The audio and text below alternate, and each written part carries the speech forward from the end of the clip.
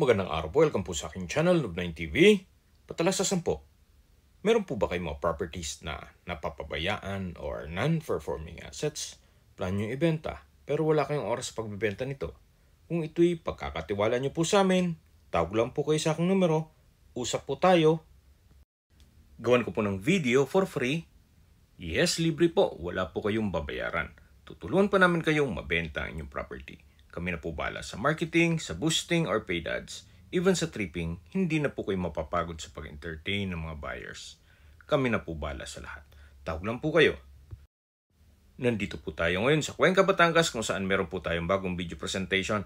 Isang mahogany plantation na may lot area na 1,580 square meters. Patag na patag po ang lupa, kaya usable po lahat. Wala pong masasayang. Sa dulo po nitong property ay meron pong creek. Kaya kung sakali man na plan nyo mag-alaga ng baboy, pwede pong ipwesto doon.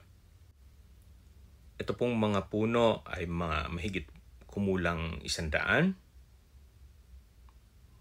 Mga ilang taon pa, pwede na po kayo mag-harvest dito. Along Barangay Road po ito at may access na rin po ng tubig, kuryente at internet provider. Napakatahimik po ng lugar, sariwa ang hangin, at malamig po ang klima. Malayo na rin po ito sa 14 kilometers danger zone ng Taal Volcano. Ang kagandahan po sa mga ganitong sukat ng lupa ay less maintenance. Compare mo sa mga ekta-ektarya. Well, kung malaki naman ang funds mo o ipon, pwede ka naman mag-land banking sa mga ekta-ektaryang lupain. Pero for sure, at the end of the day na mahina ng tuhod natin, hindi mo naman maiikot yan.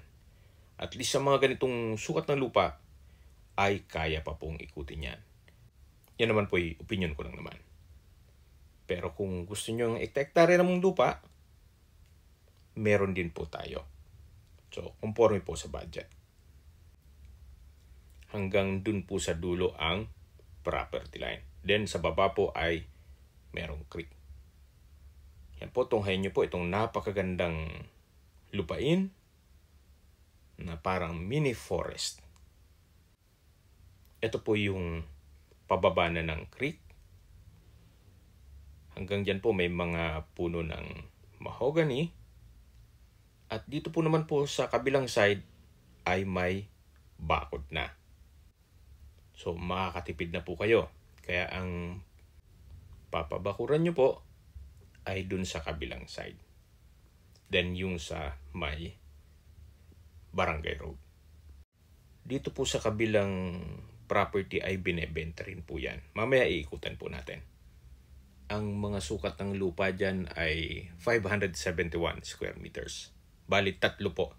Kaya kung sakali man na gusto nyo mas malaking sukat ng lupa, binebenta rin po yung kabilang side. At kung sakto lang naman ang budget mo para dito at meron po kayong kaibigan o kapatid na naghanap ng property na halos same size, pwede po yung sa kabilang side. Yun nga lang, wala po siyang mga mahogany trees kagaya nito.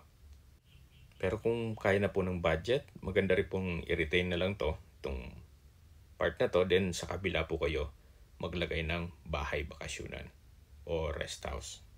Gawa ng napakaganda pong pagmasdan yung mga ganitong mahogany plantation. Very relaxing. Napakaaliwalas po. Okay, so mag-skip po ng video. Summarize ko lang po. Ito pong property ay nasa Cuenca, Batangas, along Barangay Road, at may access ng tubig, kuryente, at internet provider. May lot area po ito na 1,580 square meters. At sa dokumento naman po nito, ito'y tax deck. Then, ready for titling. Ang bilang po nitong mga puno, sabi po ng caretaker, ay mga 100 puno. Mahigit kumulang po. Yan po, natatanong na natin ang Barangay Road. Sa ngayon po, hindi po siya ganun kalapad, pero according to DPWH or Department of Public Works and Highways, ang Barangay Road ay 4.50 meters ang lapad, kaya magkakaroon po ito ng road widening. Dito na po tayo sa kabilang parsela ng lupa. Meron pong tatlong 571 square meters. Yan po yung frontage at patag din po ito. Kaya usable din po lahat. Wala pong masasayang. May ilang mga fruit-bearing trees. Nakikita nyo naman. Then sa dulo nito ay meron din pong access sa creek. Ang dokumento rin po nito ay tax deed at ready na for titling.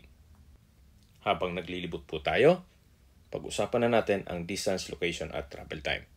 Ito pong property ay malapit sa National Highway. Ang distance is 500 meters at ang travel time is 2 minutes. Doon po sa highway ay meron pong regular trips ng bus mula Lemery na dumadaan dito sa Cuenca all the way to PTEX o Parañaque Integrated Terminal. Kaya accessible po ito ng public transportation. Kahit hindi po kayo magdala ng sakyan mula Metro Manila, wala pong problema. Mula naman po sa bayan ng Cuenca, ang distance is 1.1 kilometers at ang travel time is 3 minutes. Sa bayan po ng Cuenca ay kompleto na rin gaya ng public market, groceries, convenience store, remittance center, banks, hardware, church, school, at hospital. Yan po yung lagi kong binabanggit sa inyo na dapat nyo i-consider sa paghahanap ng property, yung meron pong malapit na hospital. Hindi ko naman po sinasabing sakitin kayo. Yan naman po ay for emergency purpose lang naman. At mula naman po sa Lipa City, ang distance is 17 kilometers at ang travel time is 41 minutes. At mula naman po sa Batangas Port, ang distance is 20 kilometers at ang travel time is 38 minutes. Kung manggagaling naman po sa Manila o sa airport, ang distance is 90 kilometers at ang travel time is 1 hour and 49 minutes. Okay, sa presyo na po tayo. Binebenta po ito ni owner sa halagang 2,000 pesos per square meter. Kung may mga katanungan kayo or gusto nyo magpaset ng tripping dito sa property to, tawag lang po kayo sa aking numero. At sa mga kababayan naman natin nasa ibang bansa, meron po akong Telegram. Sa mga iPhone user man, may iMessage. Meron din pong email, Skype, Viber at WhatsApp. Same number lang po, 0917-316-3399. Sa mga nagtatanong naman po ng aming Facebook, meron po kaming Facebook page na Nobrain TV at Facebook Reels Video. Makisuyo po, like and follow na rin. Meron din po kami ibang YouTube channel na The Nobrain TV channel at AC Listings. Sana po na ibigyan yung aming video presentation. Like and subscribe na po sa aking channel para ma-update din po kayo sa aking future listings. Kung sakali po hanap nyo mas malaking sukat ng lupa, meron din po kaming ibang listings na pwede nyong pagpilian. Huwag po kayong mag-atubiling tumawag sa amin, then let us know your budget para malaman namin kung anong property pwede naming i-alok sa inyo. Sa lahat pong viewers, subscriber at nagtiwala po sa amin, salamat po sa suporta. Ingat po kayo lagi at yung pamilya. Maraming salamat po.